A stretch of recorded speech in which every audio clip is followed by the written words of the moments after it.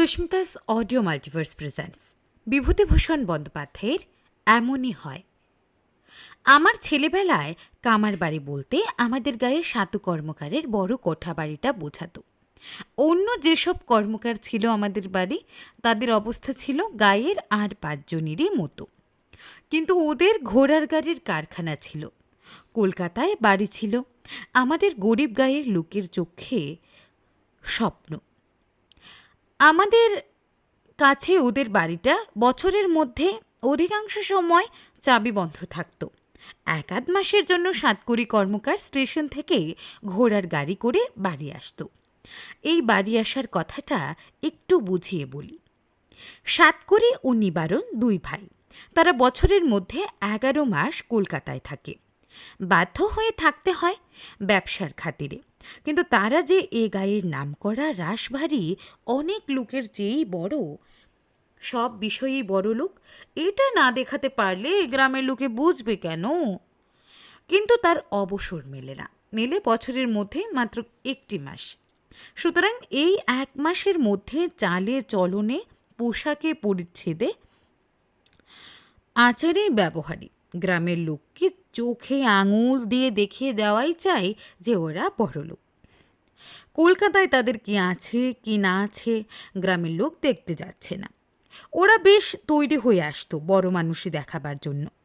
যা দেখাবার এই 1 মাসের মধ্যেই দেখিয়ে যেতে হবে। ঐশ্বর্যের পাঁচিল তুলে গ্রামের রায়মশাই, গাঙ্গুলি মশাই, বোসজা, দত্তমশাই, ননী পালিত, গদাধর বিশ্বাসদের সঙ্গে নিজেদের পৃথক করে রাখতেই হবে এবং বুঝিয়ে দিতে হবে যে তোমরা গায়ে বসে যতই জমা নাড়ো আর প্রজা শাসন করো, আসলে তোমরা আমাদের তুলনায় কিছুই নয়। এই ঘোষণা করবারটা যে আর্টটা ছিল ওদের চমৎকার। বিদেশে যারা অবস্থাপন্ন হয়ে বাস করে, তারা নিজেদের গ্রামে বসে নিজেদের বরত্ব প্রচার করবার যে সাধারণ প্রণালী অবলম্বন করে, সেটা হচ্ছে পুজোর সময় বাড়ি এসে ধুমধামে মহাদুর্গোৎসব করা, কিংবা একটা পুকুর তৈরি করা বা কাটা, কিংবা দুটোই একসঙ্গে। এদের প্রণালী ছিল আরও সূক্ষ্ম, তত ব্যয়সাধ্য নয়, অথচ আবেদনের গুরুত্বে সফলতর। স্টেশনে নেমে এরা 2খানা ঘোড়ার গাড়ি ভাড়া করে বাড়ি আসতো। সঙ্গে থাকতো 2টি চাকর, 1খানা রান্নার লোক, একটা ঝি। দামি বিছানাপত্রের মোটা গাড়ির ছাদে সকলের দৃষ্টি আকর্ষণ করত। ঠাকুর চাকুরেরা বসে থাকত ছাদে কোচম্যানের সঙ্গে। ওদের পরনে থাকতো ধপধপে ফর্সা কাপড়। একটা ঝুড়িতে নানা রকমের ফল বোঝাই থাকত। গাড়ি থেকে জিনিসপত্র নামাবার সময় নিবারণ হেঁকে বলতো, ওরে, ফলের ঝুড়িটা সাবধানে নামা, রাঁচির পেঁপেগুলো যেন নষ্ট না হয়ে যায়, আনারস কটা দেখে শুনে নামা। চারিপাশে ইতিমধ্যে গায়ের ছেলেপিলেরা ভিড় করত। 2-1 জন পথ চলতি লোকও হাঁ করে তাকিয়ে দেখত ভিড়ের মধ্যে থেকে। তাদের মধ্যে হয়তো কেউ বলতো, কর্মকার মশাই বাড়ি আলেন? হয়তো সাতকড়ি বলতো, তা তো এলাম, কি যে কষ্ট কলকাতা থেকে জিনিসপত্র নিয়ে আসা, তবু তো 2nd ক্লাস রিজার্ভ করে এলাম, তাও মধুপুরের কুজোটা নামাতে গিয়ে ভেঙে গেল। এই যে, এই বাক্সটা ধরে নামাও, কাচের বাসন আছে। এই প্রণালীর আবেদন সূক্ষ্মতর, কিন্তু আদৌ ব্যয়সাধ্য নয়। আমরা যে যার বাড়ি এসে ঘটা করে বর্ণনা করতাম আমাদের গরিব বাপ মায়ের কাছে ওদের এই ঐশ্বর্যবহুল সাড়ম্বর গৃহপ্রবেশ। লোকের মুখে মুখে গ্রামান্তরে ছড়িয়ে পড়ত। তারপর ওরা যতদিন থাকতো প্রতিদিন নানা ঘটনায় ওরা বুঝিয়ে দিত ওদের সঙ্গে গ্রামের লোকের তফাৎ কতখানি। সাতকড়ি ছিল বড় ভাই, নিবারণ ছোট। নিবারণের ছেলে মাত্র 1টি, তার নাম সতীশ। তখন তার বয়স 19-20। পড়াশুনো কদ্দূর করেছিল জানিনি। বাবা ও জ্যাঠামশাইয়ের ব্যবসায় শিক্ষানবিশই করতো সে সময়। সাতকড়ি ছিল নিঃসন্তান। 2 বড়লোক ভাইয়ের 1 ছেলে। এই তার কাপড় জামা জুতো যে ধরনের ছিল, আমরা তখন তেমন কখনো চোখেও দেখিনি। হয়তো আমরা তাকে ঘিরে হাঁ করে ওদের বাড়ির সামনে পথে দাঁড়িয়ে কলকাতার গল্প শুনছি। ওর জ্যাঠামশাই হেঁকে ডাক দিলে, ও সতে, লুচি জুড়িয়ে গেল যে, সবাই কতক্ষণ বসে থাকবে তোমার খাবার নিয়ে? সকলের খাওয়া হয়ে গেল, তোমার কেবল গল্প। আমাদের গ্রামের অনেকে ওদের বৈঠকখানায় গিয়ে বসতেন ওরা বাড়ি এলে। সাতকড়ি দামি শাল গায়ে দিয়ে ৮ আঙ্গুলে 10টা সোনার আংটি পরে তাদের সঙ্গে কলকাতার ব্যবসার গল্প করত। তার মধ্যে 1,00,000 2 লাখের নিচে কোনো টাকার অঙ্কই ছিল না। আমাদের পাড়ার রায় মহাশয়, বিশ্বাস মশাই, গাঙ্গুলি মশাইরা হাঁ করে অবাক হয়ে শুনতেন আর বোধ করে ভাবতেন এত টাকাও জগতে আছে। সাতকড়ি কর্মকার এইভাবে গল্প শুরু করত। আসুন গাঙ্গুলি দাদা, প্রাতঃ প্রণাম, বসুন, চা খাবেন? না ভায়া, এখনো আহ্নিক হয়নি, থাক। তাহলে সন্ধ্যের সময় অবশ্যই এসে চা খেয়ে যাবেন, ভালো চা। আমার এক খদ্দের চা বাগানের মালিক রায়বাহাদুর বটকৃষ্ণ দত্ত, লেবু বাগান, তিনি পাঠিয়ে দিন এই ফি বছর। বাজারে চা নেই, এর নাম অরেঞ্জ পিকো। তা চা গাছের পাতার কুড়ি থেকে হয়। অনিল চক্রবর্তী বললেন, তারপর নিবারণ কেমন কাটলো এবার কলকাতায়? নিবারণ গলা ঝেড়ে নিয়ে গম্ভীর সুরে বলল, কাটলো ভালোই, তবে খাটতে খাটতে যান বেরিয়ে গিয়েছে। এখানে এসে একটু জিরিয়ে নিয়ে বাঁচলুম। কেন দাদা, সে কথা আর বলবেন না। 50,000 টাকার লোহা কিনে ফেলে রেখে এসেছিলাম পাটনায় এক হিন্দুস্তানি লোহাওয়ালার দোকানে। তারপর সে লোহা আর আসে না। 3বার সেজন্য ছুটোছুটি করলাম সেখানে। আমাদের পাটনার সকলেই চেনে, সকলে খাতির করে।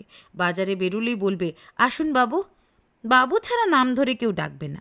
তারপর বললে, এমন চুরের ফাঁদেও আপনি গিয়ে পড়েছেন? সে লোহা বেশি দাম পেয়ে অন্য জায়গায় বেচে দিয়েছে। তারপর নালিশ মোকদ্দমার ভয় দেখিয়ে উকিলের চিঠি দিয়ে অনেক কাণ্ড করে তবে সে লোহা উদ্ধার করলাম। অনেক টাকা খরচ হয়ে গেল তাতে। সাতকড়ি অমনি উঁচিয়ে বসে আছে। সে অমনি বলবে, টাকা খরচের কথা আর শুনে কি হবে ভায়া? আমাদের পর্তা পড়েছে খারাপ, শুধু বাজে টাকা খরচ করা লেগেই আছে। পোস্তায় লঙ্কার মহাজন আছে এক মাদ্রাজি, তার হয়ে মাল গস্ত করে গেলাম চাটগাঁয়ে। জুরন বণিক আর হারাধন বণিক চাটগাঁতে বড় আড়তদার। দুজনের আড়ত থেকে 70,000 টাকার লঙ্কা খরিদ করলাম। হুন্ডিতে টাকা দেব, হুন্ডি বন্ধ হয়ে গেল। এদিকে মাদ্রাজি টাকা পাঠায় না। আমি ঠায় চাটগাঁয়ে বসে টেলিগ্রাম করলাম, জবাব নেই। তখন নিজে কলকাতায় এসে মহাজনের সঙ্গে দেখা করে খুব বকাঝকা দিলাম। তা বললে, বাবু কসুর হয়েছে, ছেলের অসুখের খবর পেয়ে দেশে চলে গিয়েছিলাম, এই নিন টাকা। আবার সেই টাকা নিয়ে চাটগাঁ ছুটি। টাকা দিতে যাব, অন্য আড়তদারেরা ডেকে বলল, বাবু মাল নেবেন না, বাজার পড়ে গিয়েছে। কলম্বো থেকে লঙ্কার অর্ডার একদম বন্ধ। বায়না যা দিয়েছেন যায় যাক, মহাজনের টাকা বাঁচান। আমি জুরন বণিকের সঙ্গে দেখা না করে সে রাতেই চলে এলাম চাটগাঁ থেকে। এইবার নিবারণ একটা কিছু বলবে ঠিক করে বসেছিল, কিন্তু চাকর এসে জানালে ভেতরে তাকে মা কি জন্য ডাকছেন। বাধ্য হয়ে তাকে উঠে যেতে হলো। বছর 2 পরে ওরা সতীশের বিয়ে দিলে গ্রামে এসে মহা ধুমধামে। ইংরেজি বাজনার দল এলো, গ্যাসের আলো এসে আলোয় আলো হয়ে গেল বাঁশবনের আম্বানের মাথা। এই অঞ্চলে অমন জাঁকজমক কখনোই দেখা যায়নি। খাওয়ালেও খুব ওরা গ্রামের সবাইকে। কলকাতা থেকে রাবড়ি এলো, বাগবাজারের রসগোল্লা এলো, শখের যাত্রার দল একদিন গাইল ওদের বাড়ির উঠোনে। কলকাতা থেকে যেসব আত্মীয় বন্ধু এলো তাদের সোনার চেন, ঘড়ি আর ডাবল ব্রেস্ট শার্টের বাহার দেখে আমাদের চোখ ধাঁধিয়ে গেল। পুরুষ মানুষ যে গলায় সোনার হার পরে সে আমরা প্রথম দেখলাম। এই সব হলো আজ থেকে 40 বছর আগেকার কথা। তারপর বছর 3 কাটল। সতীশ তখন ব্যবসায় ঢুকেছে। দেশের সম্পত্তি দেখাশোনার ভারও নাকি তার উপর। সতীশ সে উপলক্ষে একটু ঘন ঘন দেশে আসতে লাগলো। আমাদের অনেক বড়, তাই আমরা সমীহ করে কথা বলতাম। ও কখনো নিয়ে আসতো কোলের গান, তখন নতুন জিনিস, এসব পাড়া গায়ে আনকোরা। তখন বৈঠকখানায় বসে যখন কলের গান বাজাতো তখন লোকে লোকারণ্য হয়ে যেত। কেউ হয়তো জিজ্ঞেস করত, কলের দাম কত খোকা বাবু? 350 টাকা। সতীশ সংক্ষেপ উত্তর দিয়ে আরেকখানা রেকর্ড তুলে দিত কলে। নরম বুরুশ দিয়ে আগের রেকর্ডখানা যত্ন করে মুছত। আমাদের বলতো, কাছে এসে ভিড় করো না, দামি জিনিস সব, একখানা ভেঙে গেলে 5.5 টাকার ঘাড়ে জল। আমরা সব ভয়ে সরে যেতাম। সতীশের গায়ে সিল্কের শার্ট, সব আঙুলিতে আংটি, বাবুছার চুল, রুমালে বিলিতি এসেন্স। এই অবস্থায় কিছু কিছু মোসাহেব জুটে গেল। তাদের নিয়ে যে কদিন বাড়ি থাকতো খুব হই হই করত। আজ নৌকোয় উঠে বাজ খেলা, কাল দল বেঁধে বনভোজন। ওর বাড়িতেও মাঝে মাঝে বন্ধুদের নিমন্ত্রণ করে খাওয়াতো, লুচি, দই, মিষ্টি। আমরা অবশ্যই বাদ পড়তাম, কারণ বড়লোকের ছেলের অন্তরঙ্গ বন্ধু হওয়ার আনুষঙ্গিক গুণ আমাদের ছিল না। বয়সও ছিল কম। তারপর স্কুলে ভর্তি হয়ে পড়াশুনো করতে ব্যস্ত হয়ে রইলাম। ইতিমধ্যে সাতকড়িবাবুর মৃত্যু হলো। মহা ধুমধাম করে গ্রামে তার শ্রাদ্ধ করলে নিবারণ এসে। ইউরোপের প্রথম মহাযুদ্ধ উপলক্ষে ওদের ব্যবসা নাকি খুব ভালো চলছে, বেশ মোটা টাকা লাভ হচ্ছে লোহার বাজারে। তখন স্কুলে উপর ক্লাসে পড়ি, মনে তত সংকোচ নেই। একদিন নিবারণ কর্মকারের কাছে গিয়ে বসলাম, যেমন হয়ে থাকে। তার বৈঠকখানায় গ্রামের অনেক লোক, কেউ চা খেতে, কেউ মন রাখতে। আমি বললাম, কাকা, আপনাদের সেই মাদ্রাজি মহাজন আছেন?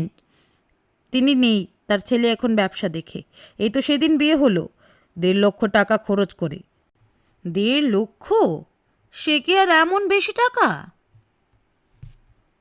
নাম কি মহাজনের? কর্তার নাম KB রামনাথন চেট্টি। সেই নামেই ফার্ম। মস্ত বড় কারবার।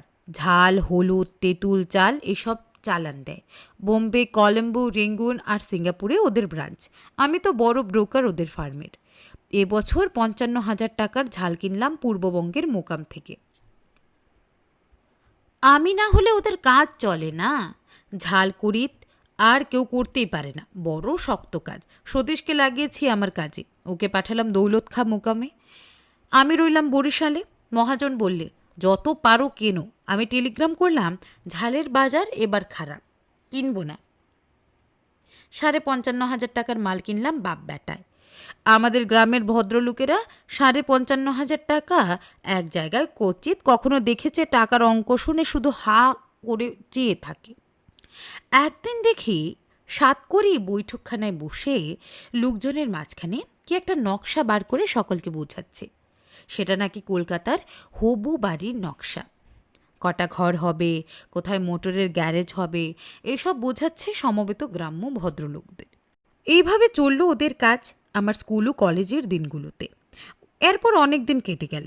বিদেশে বেরিয়েছি চাকরি করতে, গ্রামের সঙ্গে সম্বন্ধ কম, ওদের খবর তত কানে পৌঁছয় না। তবে এটুকু শুনেছি, সতীশের বাবা ঝালের ও লোহার কারবার ফেলে পরলোকে প্রস্থান করেছেন। সতীশই এখন কারবারের মালিক। একবার পুজোর সময় দেশে এসেছিলাম 7 দিনের জন্য।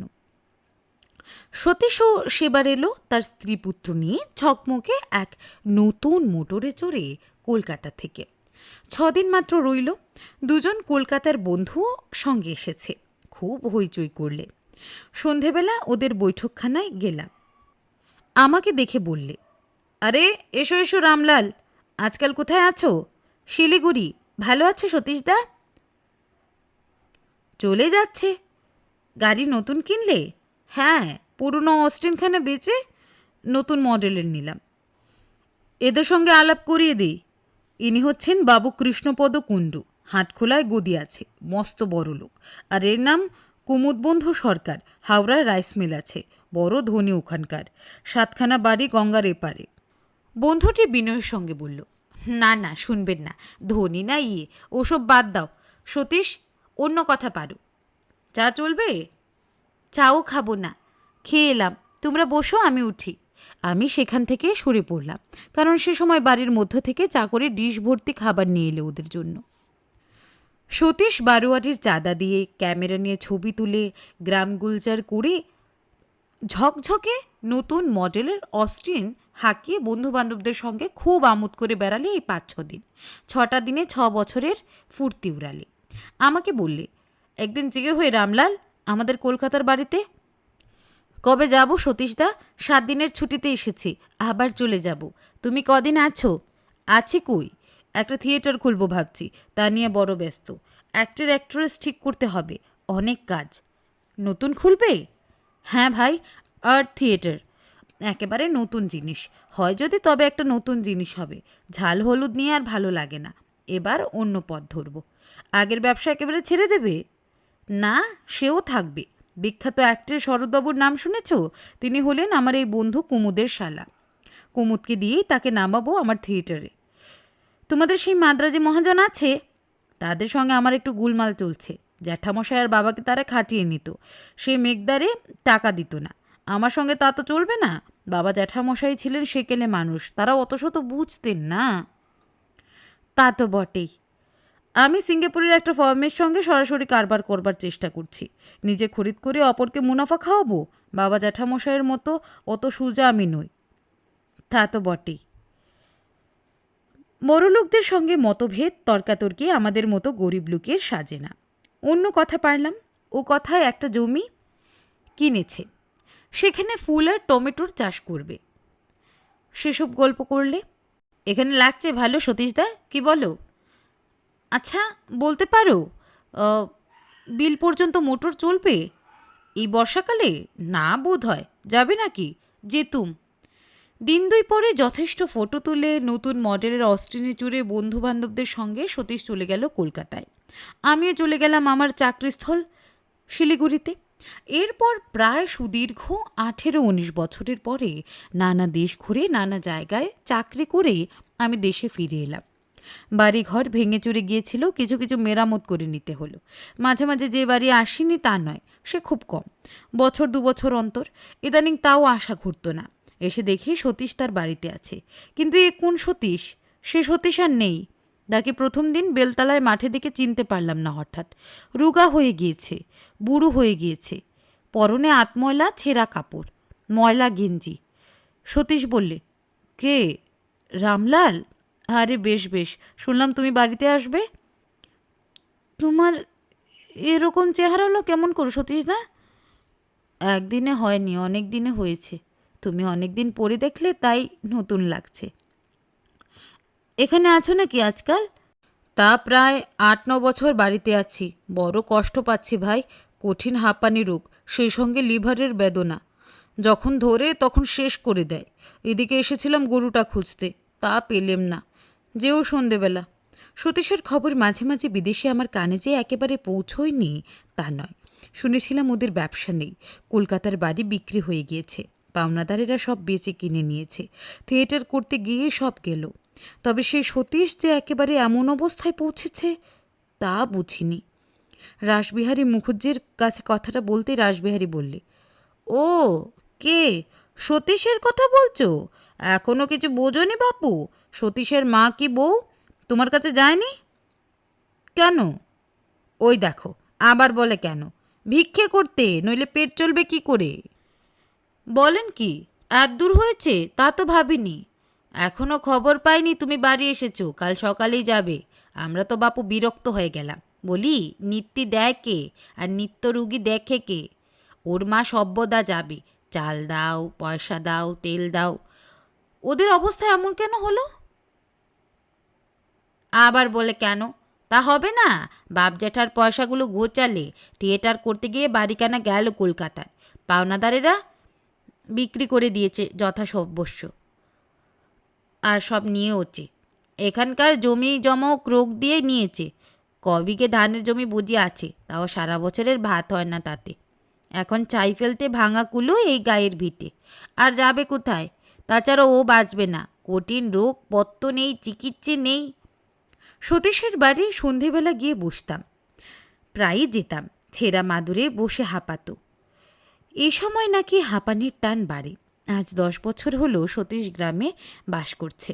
হিসেব করে দেখলাম, এই 10 বছরে দারিদ্র, অনাহারে আর রোগে ওকে এই অবস্থায় নিয়ে এসে ফেলেছে। পুরনো দিনের কথা আমি কিছু কিছু তুলতাম। একদিন বললাম, তোমার বিয়েতে এই গায়েতে ইংরেজি বাজনা এসেছিল আর গ্যাসের আলো জ্বলেছিল, মনে পড়ে? সতীশ হাঁপাতে হাঁপাতে বলতো, আর ভাই বাদ দেও সব কথা, এখন গেলেই বাঁচি। আর সহ্য হয় না কষ্ট। সেসব মনে নেই ভাই। মনে নেই? আর মনে থাকে? ওর থেকে মনে থাকবে? রোজ একটা করে টাকা না হলে সংসার চলে না, তাও নুন ভাত খেয়ে। কোত্থেকে মনে থাকবে বলো কি? তা তো বটেই। সকালে একদিন বাড়ি বসে আছি, সতীশের মা এসে বললেন, বাবা একটা কথা বলবো, আমায় 4 আনা পয়সা দিতে পারো? তাই তোমার কাছে এলুম বাবা। আবার একদিন ওর বউ, আর একদিন ওর মা। বাড়িতে স্ত্রীকে বলে দিলাম, এরা এলে যেন ফিরিও না, 4 আনাই দিও। স্ত্রী বললে, তুমি শুধু দেখো 4 আনা, ভেতরের খবর তো জানো না। কামার বউ এসে চায়ের দুধ নিয়ে যায়, চাল নিয়ে যায়। একখানা পুরনো শাড়ি দিলাম, বললে পরবার কাপড় নেই, দিন না হলে আর চলে না। কি করি, দিলাম। ওরা নাকি খুব বড়লোক ছিল। গৃহিণীকে বললাম পুরনো দিনের কথা। আমি তখন বালক, সাতকড়ি ও নিবারণ কর্মকারীর শালের জোড়া ও দাসদাসীর বাহার। 10-20 হাজারে মরত না নিবারণ কর্মকার। একদিন ওকে দেখতে গেলাম, তখন আমি বছর খানেক হলো দেশে এসেছি। সতীশ বললে, আর বাঁচব না। শোনো, বউটাকে একটু দেখো বুঝলে, ভালো মানুষের মেয়ে, বড় খোয়ার করলাম, কষ্ট হয়। তুমি বরং হাঁপের টানে আর বেশি কিছু বলতে পারলে না। আমি বাধা দিয়ে বললাম, ওসব কি কথা, কিছু ভয় নেই তোমার। একটু ম্লান হাসি হেসে চুপ করলে। সতীশ আরও 1 বছর ধুকতে ধুকতে টিকে গেল। হাঁপানিতে কষ্ট পায় সহজে। ওর স্ত্রীও সেই বছরের মধ্যেই মারা গেল। গ্রামের লোক চাঁদা করে গঙ্গায় দিয়েছিল দুজনকেই। সতীশের মা কিন্তু আজও বেঁচে আছেন, কোনো অসুখ নেই, দিব্যি শরীর।